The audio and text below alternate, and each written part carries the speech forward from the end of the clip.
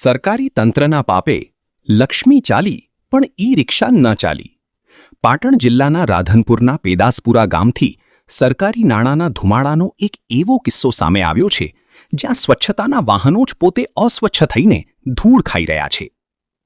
સામાન્ય રીતે વિપક્ષ વિરોધ કરતો હોય છે, પણ અહીં તો ખુદ સત્તાધારી પક્ષ ભાજપના જ અગીચાણા બેઠકના તાલુકા પંચાયત સદસ્ય સુરેશભાઈ ઠાકોરે પોતાની જ સરકારના વહીવટીતંત્રની પોલ ખોલતો વિડિયો સોશિયલ મીડિયા પર વાયરલ કર્યો છે. વિડિયોમાં આક્ષેપ એટલો ગંભીર છે કે જિલ્લા ગ્રામ વિકાસ એજન્સી દ્વારા ગામને જે દિવસે આ બેટરી સંચાલિત છકડી આપવામાં આવી તે જ દિવસથી તે બંધ છે.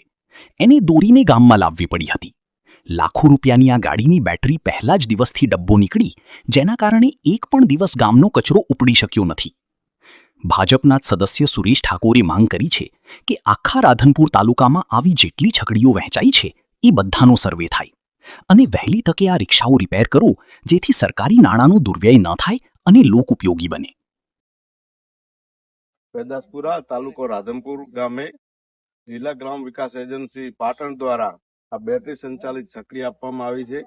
જ્યારે છકડી આપી એ જ દિવસે એને દોરીને લાવવામાં આવી છે, એટલે આ છકડી કોઈ રીતે કામમાં ઉપયોગમાં નથી, એમને પડી રહી છે, કારણ કે ચાલતી નથી આની બેટરી.